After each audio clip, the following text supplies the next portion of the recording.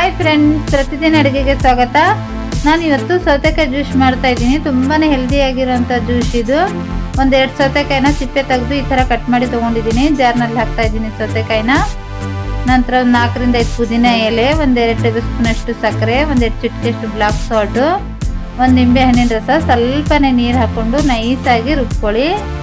ಈ ಥರ ನೈಸಾಗಿ ರುಬ್ಕೊಂಡಿದ್ದೀನಿ. ತುಂಬಾ ಹೆಲ್ದಿಯಾಗಿ ತುಂಬಾ ತಂಪಾಗಿರುತ್ತೆ ಹೊಟ್ಟೆಯಲ್ಲಿ ಈ ಜ್ಯೂಸು. ನೋಡಿ, ಈ ಥರ ನೈಸಾಗಿ ರುಬ್ಕೊಂಡ ನಂತರ ಒಂದು ಗ್ಲಾಸ್ನಲ್ಲಿ ಸರ್ವ್ ಮಾಡ್ತಾ ಇದ್ದೀನಿ. ಜ್ಯೂಸ್ನ ಒಂದು ಅರ್ಧ ಗ್ಲಾಸ್ನಷ್ಟು ಹಾಕ್ತಾ ಇದ್ದೀನಿ. ನಂತರ ಒಂದು ಸ್ವಲ್ಪ ನೀರನ್ನ ಹಾಕ್ತಾ ಇದ್ದೀನಿ. ನೀರು ಹಾಕಿದ ನಂತರ 4 ರಿಂದ 5 ಐಸ್ ಕ್ಯೂಬ್ಸು, ಒಂದು ಸ್ವಲ್ಪ ಪುದೀನ ಎಲೆ, 1-2 ರಿಂದ 3 ಪುದೀನ ಎಲೆ, ಒಂದು ಸೌತೆಕಾಯಿ ಪೀಸ್ನ ಈ ಥರ ಇಡ್ತಾ ಇದ್ದೀನಿ. ರೆಡಿಯಾಗಿದೆ. ನೋಡೋಕೆ ಎಷ್ಟು ಚೆನ್ನಾಗಿ ಕಾಣಿಸ್ತಾ ಇದ್ದು, ಅಷ್ಟೇ ತಂಪಾಗಿ ಅಷ್ಟೇ ಹೆಲ್ದಿಯಾಗಿರೋ ಅಂಥ ಈ ಸೌತೆಕಾಯಿ ಜ್ಯೂಸ್ನ ಖಂಡಿತ ಟ್ರೈ ಮಾಡಿ.